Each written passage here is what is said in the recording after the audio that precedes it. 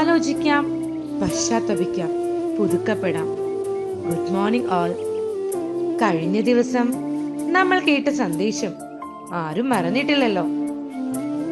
എളിമ എന്ന പരമപുണ്യം തരണമേ എന്ന് യാചിക്കാം.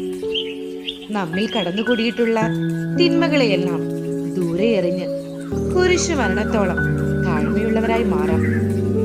ഇനി നമുക്ക് ഇന്നത്തെ മെസ്സേജ് എന്താണെന്ന് കേട്ടാലോ?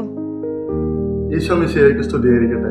പ്രഭാഷകൻ 6:17 ഇപ്രകാരം പറയുന്നു: ദൈവത്തിന്റെ സൗഹൃദങ്ങളെന്നും സുദൃഢമാണെന്നും അവന്റെ സ്നേഹിതനും അവനെ പോലെ തന്നെ ഉത്തമനായിരിക്കുമെന്നും പ്രഭാഷകൻ നമ്മെ ഓർമ്മപ്പെടുത്തുന്നു.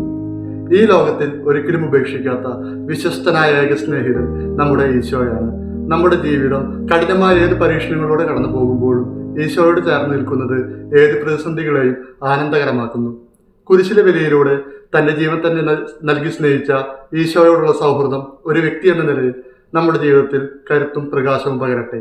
അങ്ങനെ ഈ നോമ്പുകാലത്ത് ഏത് പ്രതിസന്ധിയിലൂടെ പോകുമ്പോഴും തളരാതെ ഭയപ്പെടാതെ ഈശോയുടെ സൗഹൃദത്തോട് ചേർന്ന് നിൽക്കാൻ നമുക്ക് ഓരോരുത്തർക്കും കഴിയട്ടെ എന്ന് പ്രാർത്ഥിക്കുകയും ആശംസിക്കുകയും ചെയ്യുന്നു.